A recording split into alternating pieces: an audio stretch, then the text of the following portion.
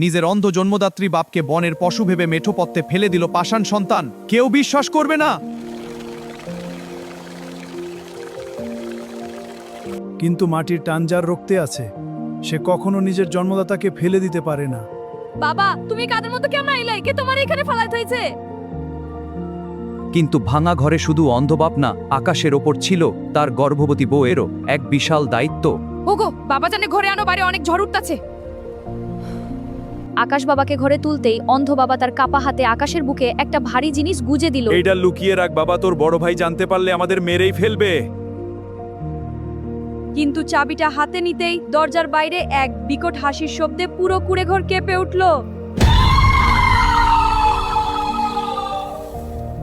কে সেই জানালার ওপাশের শত্রু? অন্ধবাবার চাবির আসল রহস্য দেখতে এখনই 200 পর্বের জন্য পেজটি ফলো করুন এবং কমেন্টে আপনার মতামত জানান।